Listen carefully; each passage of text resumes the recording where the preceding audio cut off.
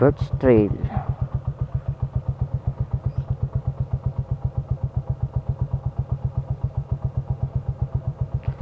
Tawagan natin, mahirap maghanap.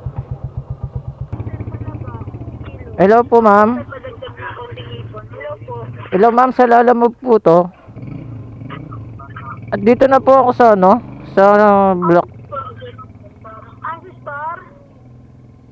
Po? Pasok ka kayo dito, kuya. Kita ka na namin. Ayun doon, sige po.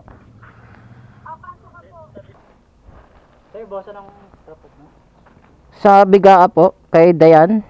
Sa'yo. Yung nakasako.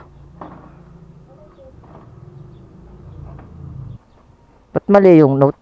Nakalagay gamot.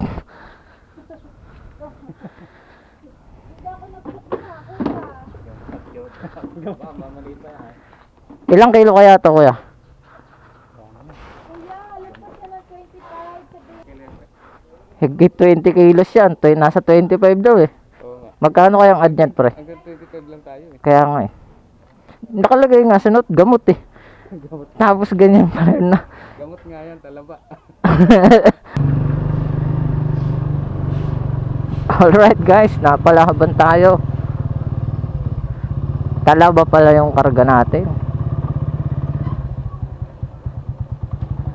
Yun mga kalala. So overload yung karga natin. So pinatos ko na. So magpapa-additional na lang tayo ng delivery fee kay client.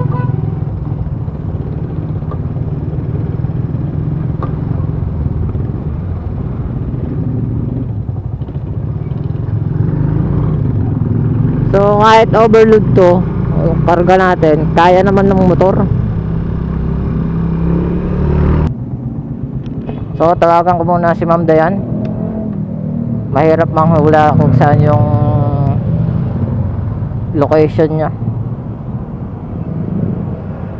So ayun guys, na ito pala 177 Bigaa Road. Dito na po ako sa labas ng gate. Sige, nalabas ako. Okay na ma'am. Thank you po.